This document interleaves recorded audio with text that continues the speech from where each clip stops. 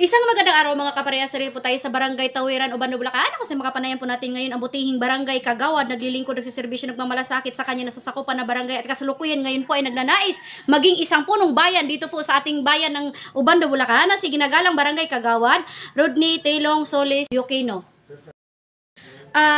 Dahil kayo po ay ngayon ay kasalukuyang Barangay Kagawad po kunsi, kumusta na po ba kayo sa ngayon?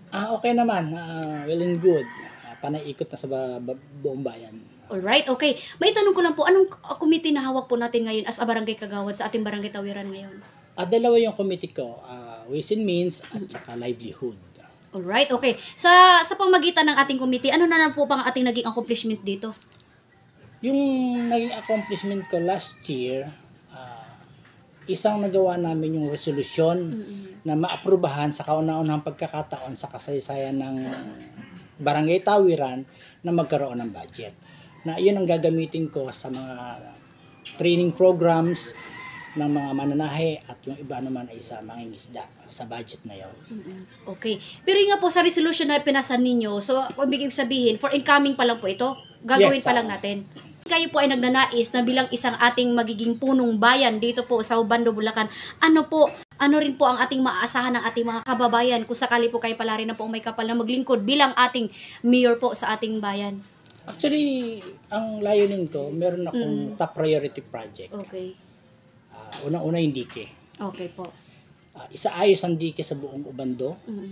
Dahil kahit anong ganda ng programa natin, matataas na building, pero pag tayo binaha, walang kwenta lahat.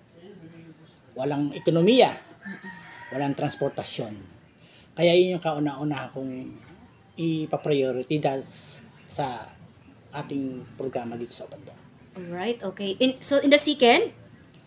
Second, yung ating health program.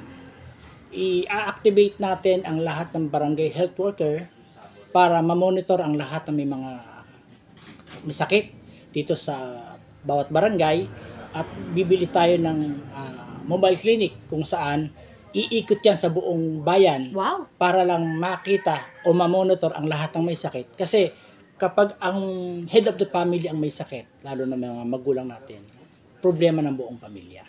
In which, talagang iyan ang problema ng Ubando. Wala tayong ospital.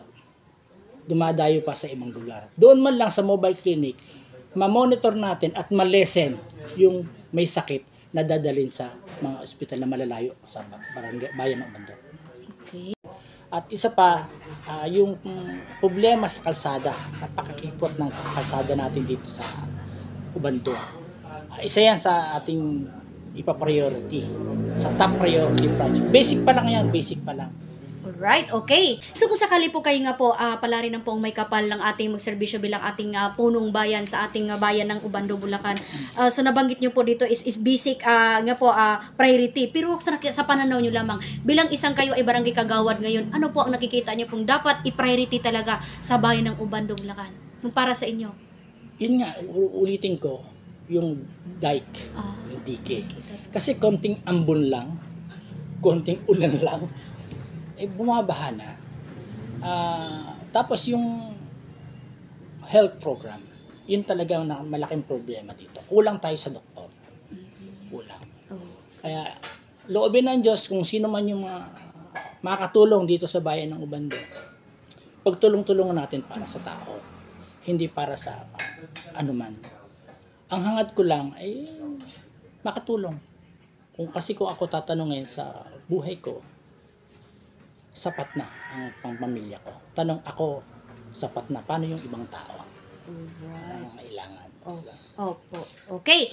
Kunsi, para lang po sa kalaman ng lahat ng ating mga kababayan dito po sa bayan ng Ubando, Bulacan, ipakilala nga po natin kung sino po si Kagawad Rodney Taylong Yokino.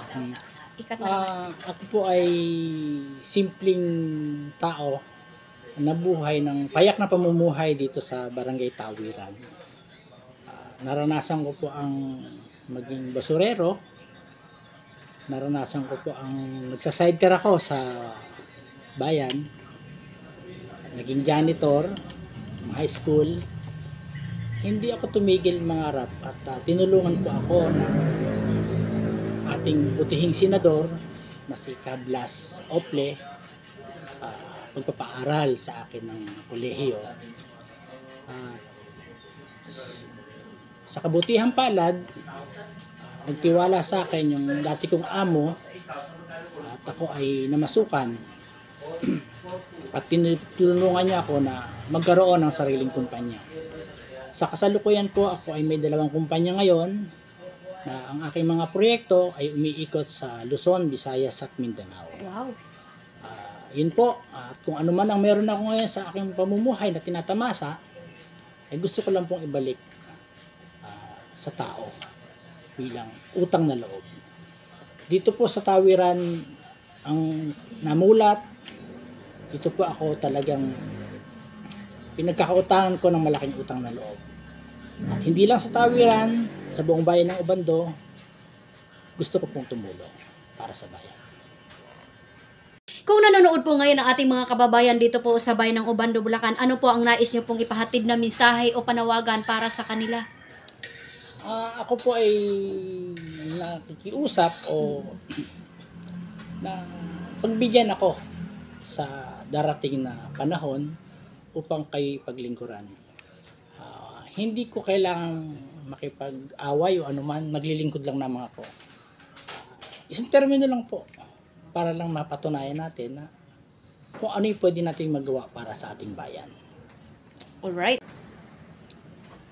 Muli, sa mga kababayan ko, Ubandeño, sa darating na panahon, ako po ay nakikiusap o nakikisuyo sa inyo na bigyan nyo ako ng pagkakataon upang kayo ay aming paglingkuran kasama ng aking Vice Mayor, Mayra Cruz at mga konsihal, Kat Santos, Jason Cruz, Obet San Miguel, Nanding San Diego, Tisoy de la Cruz, Rael Rojas, Benny Constantino, at Soli Jimenez. Muli, sana inyo kami pagkatiwalaan sa darating na panahon. Ang inaalok namin sa inyo ay ang tapat na paglilingkod. Totoong malasakit. Kay Telong, tuloy-tuloy ang tulong. At kay Telong, may pagsulong. Right! Ayan po mga kapares, napakagandang mensahe ng atong bibutihing aspirant bilang ating mayor dito po sa bayan ng Ubando, Bulacan. Magandang araw po mga kaparehas. Mula po dito sa bayan ng Ubando, Bulacan, Lay Castro po ng Parehas Yus. Nakapanayin po natin ngayon ang Barangay Kagawad, kasalukuyang Barangay Kagawad sa Barangay Tawiran, Ubando, Bulacan na si Kagawad Tilong Diokino. Magandang araw po mga kaparehas. Lay Castro po ng Parehas Yus. Ingat-ingat po kayo. Kung in your family, God bless us all. Mabuhay ka hanggat gusto mo.